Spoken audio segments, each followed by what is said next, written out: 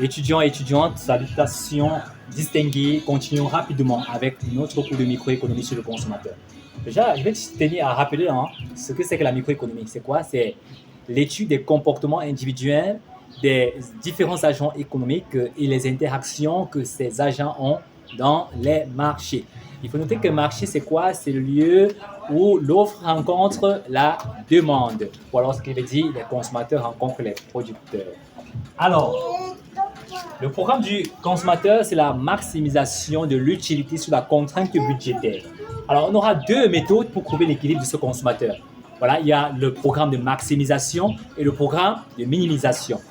Alors, aujourd'hui, on va voir le programme de maximisation avec la méthode de Lagrange.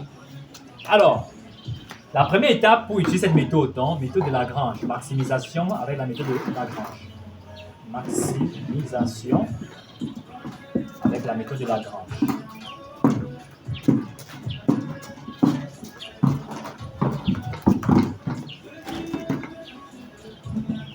La toute première étape de cette méthode de Lagrange, c'est d'abord déjà écrire la fonction de Lagrange. Non, avant d'écrire la fonction de Lagrange, j'ai oublié, il faut m'écrire d'abord le programme de maximisation.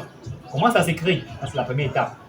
Donc, je vais écrire max de l'utilité, donc U de x, y. Voilà, qui égale par exemple à f de x, y, sous contrainte de R égale x, px plus y, py. Deuxième étape, je vais écrire la fonction de Lagrange, que je vais appeler L de x, y, lambda. Je vais utiliser le multiplicateur de Lagrange, que je vais appeler lambda, qui va intégrer dans la fonction de Lagrange. Fait chaud, ouais. Voilà, donc on va écrire la fonction de Lagrange en utilisant donc L de x, y, lambda, qui est égal à quoi? Égal à U de x, y plus lambda facteur de R moins x, px moins y, py. Voilà, voilà la fonction de Lagrange. Après avoir écrit la fonction de Lagrange, la troisième étape, c'est de respecter les conditions de premier ordre. Donc, je vais faire les dérivés. Donc, je vais faire la dérivée partielle de la fonction de Lagrange par rapport à x que je vais égaliser à 0. Puis, la dérivée de la fonction de Lagrange par rapport à y que j'égalise à 0. Et enfin, la dérivée partielle de la fonction de Lagrange par rapport à lambda que j'égalise à 0. Voilà. Ce qu'on a ici, bon, je vais avoir la première équation, deuxième équation, troisième équation. Donc, lorsque je vais dériver donc, la dérivée partielle de la fonction de Lagrange par rapport à x, ça va donner quoi? Alors, nous sommes ici. Donc, on aura ici quoi? La dérivée de u de x, y par rapport à x, c'est quoi? C'est u' de x. Donc, j'aurai d'abord déjà ici u' de x. Maintenant, de ce côté, je vais dériver uniquement les éléments qui ont x. Les éléments qui ont x.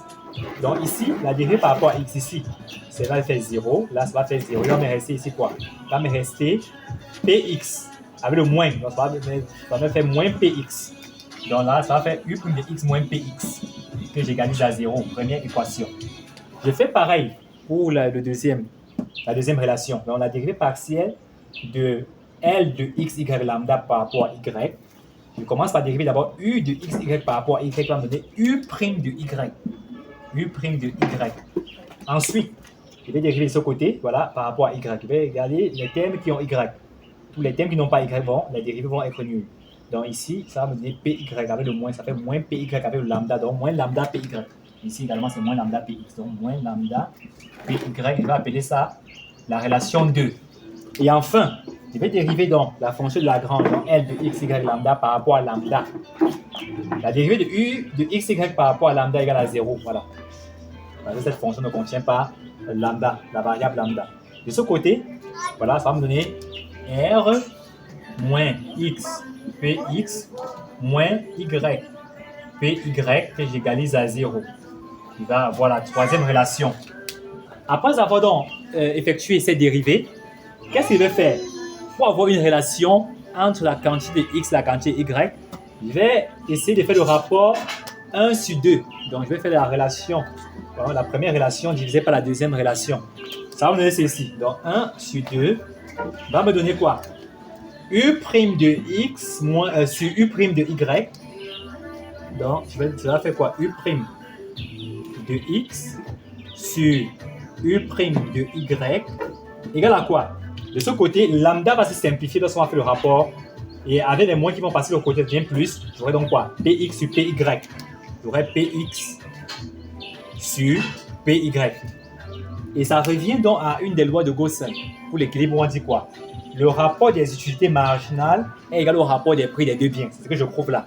Donc, en fonction de cette relation-ci, je vais pouvoir tirer une relation entre x et y à partir de cette relation que je vais appeler la relation 4.